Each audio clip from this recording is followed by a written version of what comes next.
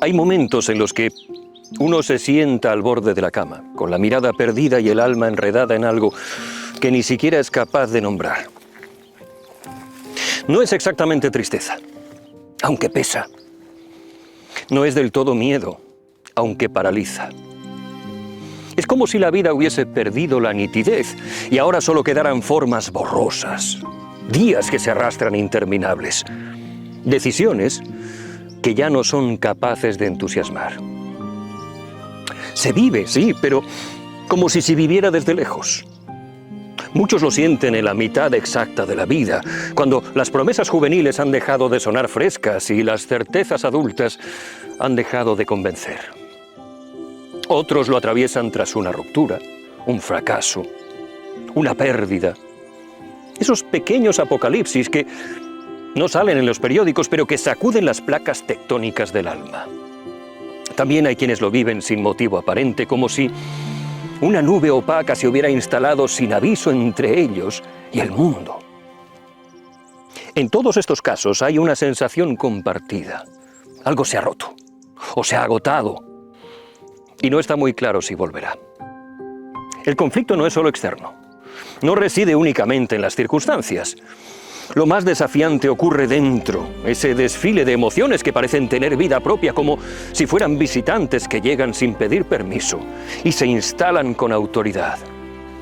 Hay días en los que el enojo marca el ritmo de la respiración, otros en los que la culpa se desliza en cada pensamiento como un eco incómodo. Y están esos momentos más difíciles todavía, en los que no se siente nada de nada, una especie de silencio emocional que se parece demasiado a rendirse. ¿Y si no hubiera una salida clara? Si no bastara con pensar en positivo o dejar que el tiempo lo cure todo.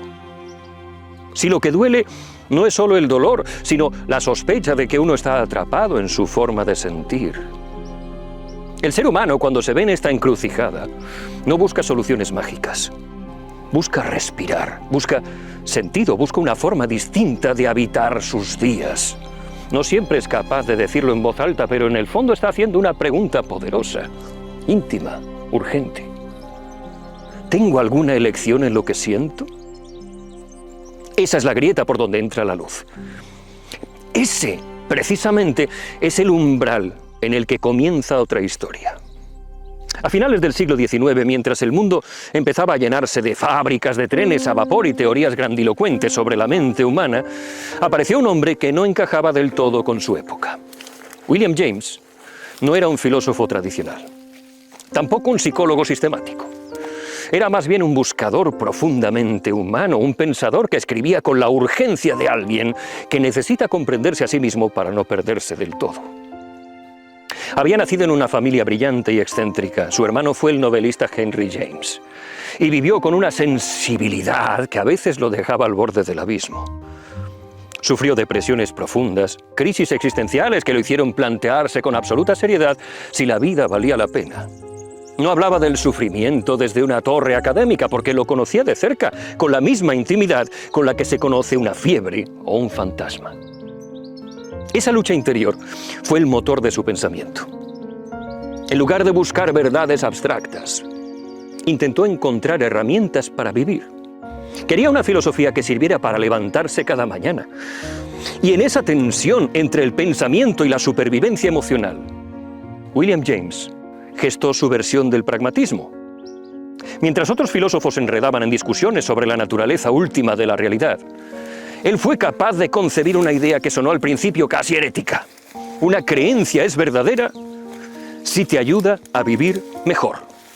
En eso consiste el pragmatismo, escuela de filosofía de la que él es uno de sus principales impulsores. Una creencia no tiene por qué funcionar para todos.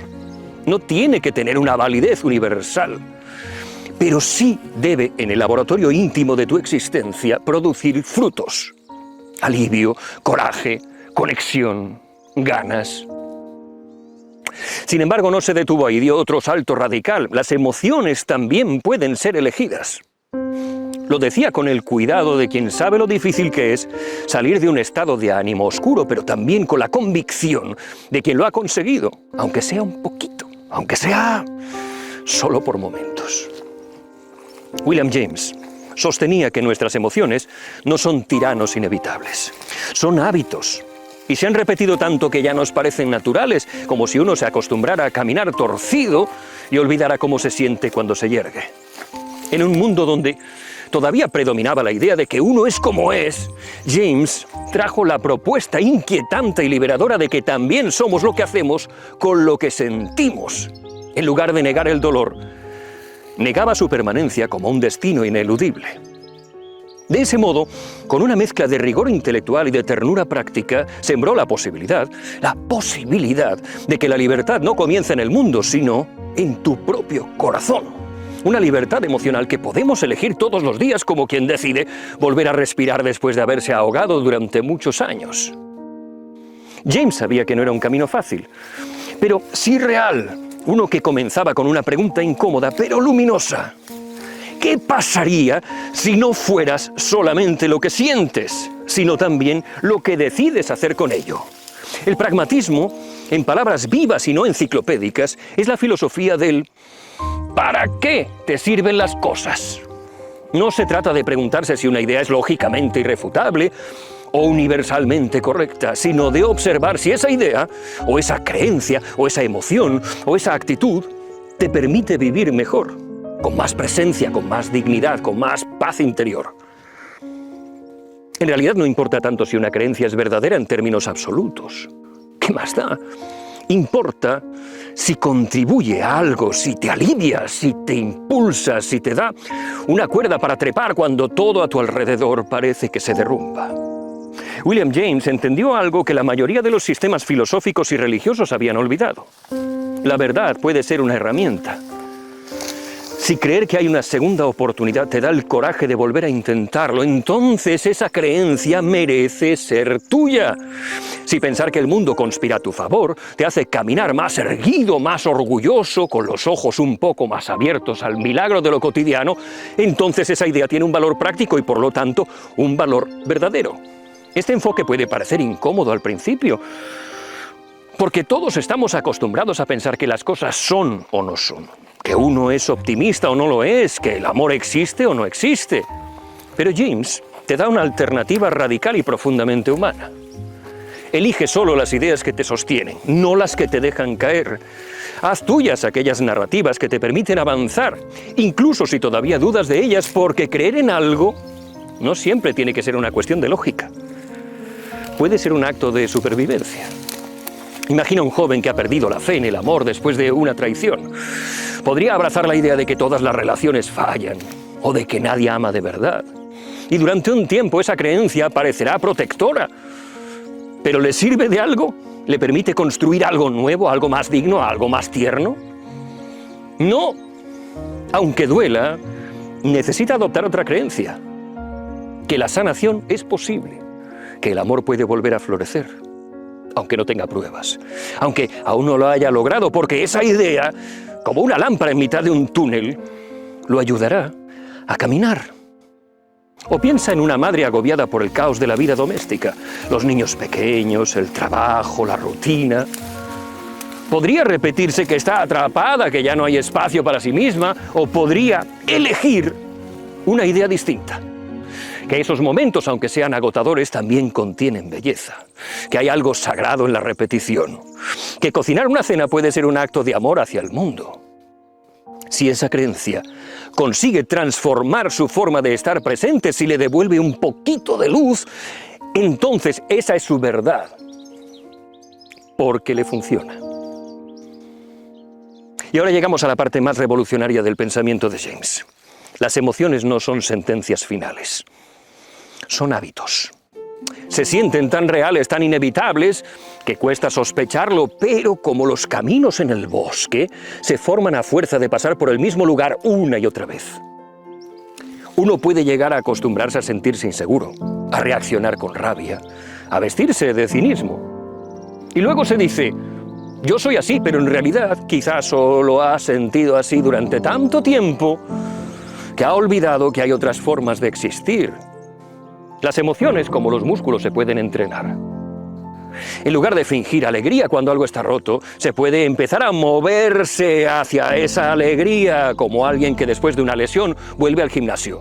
No levanta pesas de entrada, pero el mero hecho de ir, de hacer el gesto, inaugura otro futuro. Así ocurre con el coraje, con la gratitud, con la serenidad. No llegan todos de golpe, se cultivan poco a poco. Ese es el verdadero acto de libertad. No elegir lo que sientes, sino cómo te relacionas con lo que sientes. Puedes sentir miedo y avanzar de todos modos. Puedes sentirte solo y aún así tender la mano. Puedes encontrarte roto, pero elegir una idea que te sostenga mejor que el escombro.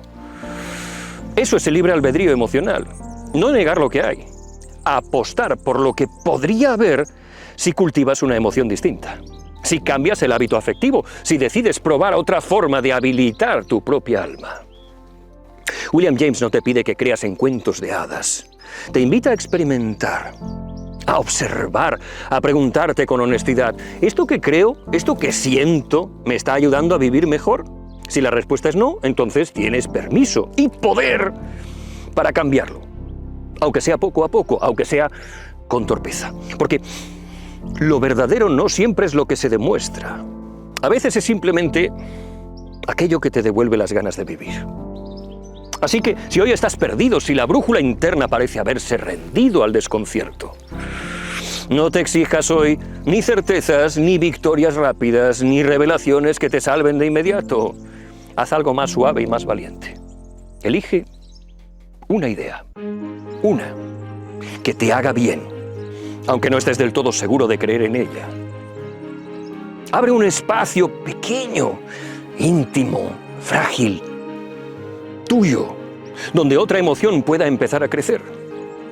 Porque incluso en los días más grises, hay una verdad silenciosa que espera ser elegida, la de que puedes empezar de nuevo.